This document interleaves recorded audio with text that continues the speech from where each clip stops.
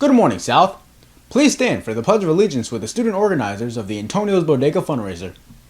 I pledge allegiance to the flag of the United States of America and to the republic for which it stands, one nation, under God, indivisible, with liberty and justice for all.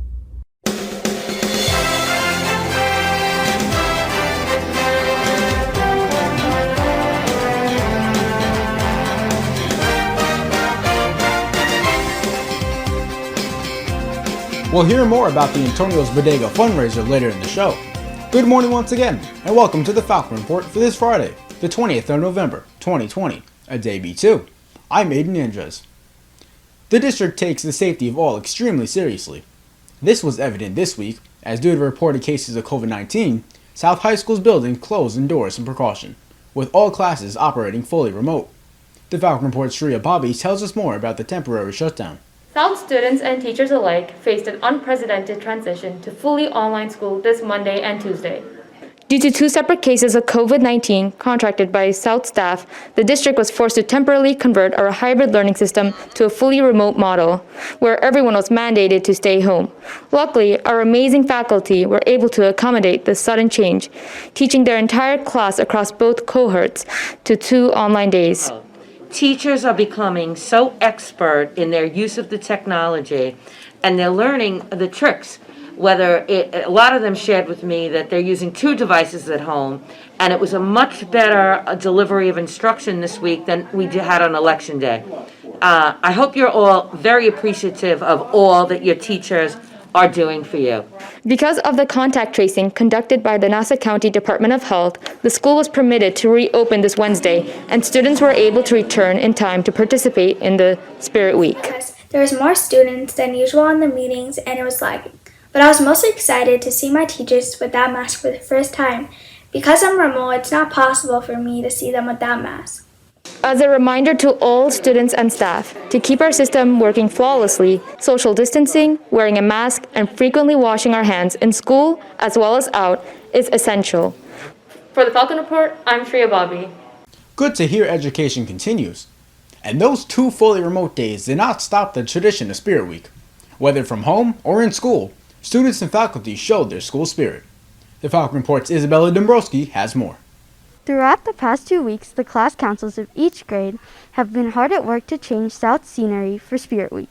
The administration and department chairs judge the class's hard work to make the halls extra special, and in a senior and junior high bracket, eventually naming the classes of 2021, you did an outstanding job, and in 2026, with the winning hallway.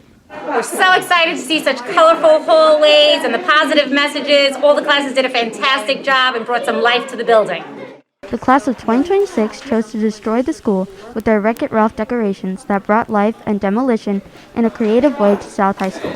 Freshmen took a deep approach, quite literally, as they dove under the sea with Finding Nemo. From Nemo's oceans to Newfoundland, the sophomores created a natural setting derived from The Lion King, which displayed some iconic scenes from the movie along with lifelike vines and jungle plants.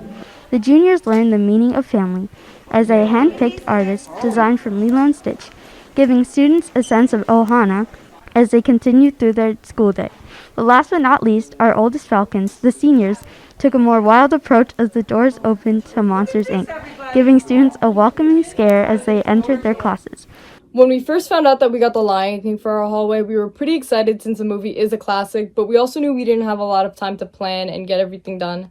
So with the help of Mr. Bio and Miss Cooney, our class advisors, we were able to brainstorm some ideas for our hallway and specifically the murals that we wanted to hang up.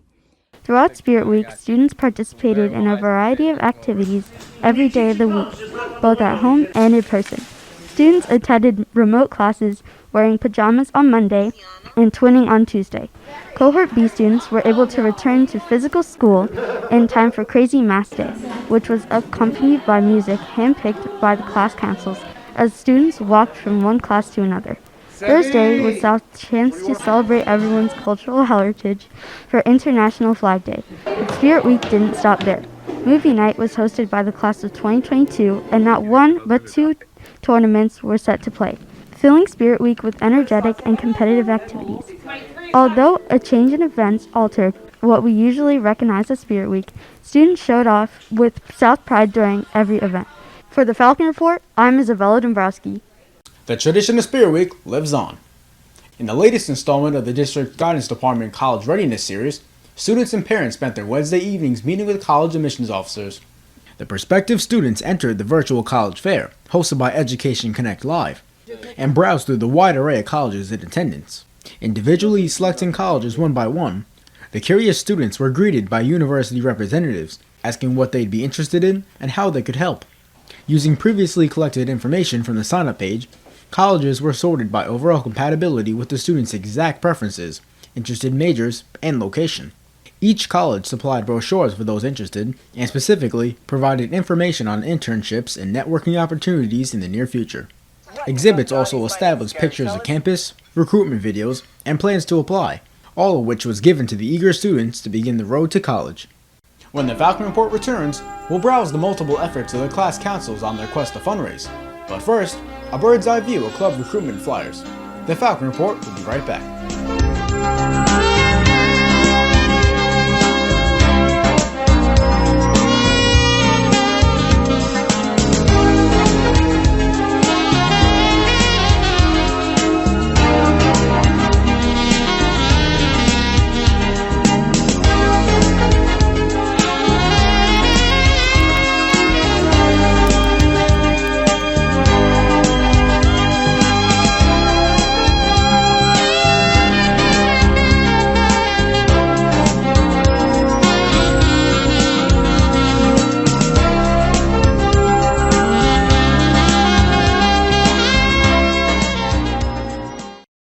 Are you finding yourself lonely and unable to make your mark on the edifice of time? Or a raging ball of fury and pain? If you or a loved one are suffering from any of these symptoms, then I have the club for you. Art Club!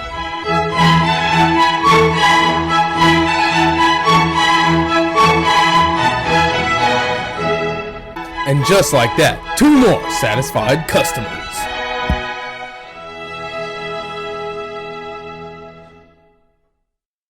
Oh, my mask is just so bland.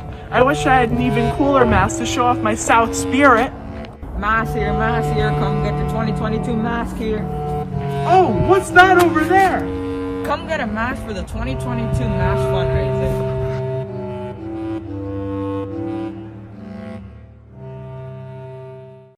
Extracurriculars have been working around the clock to fundraise money for their respective clubs.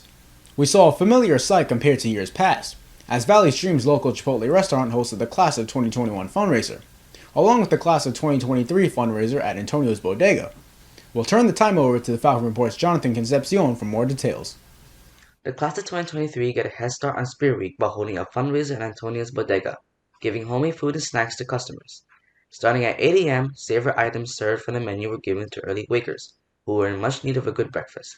Cookies, juices, cereals, cupcakes, waffles, and pancakes, to name a few, were sold to support the class and the bodega alike. We went around the community and we put flyers all around so people can come and support our class.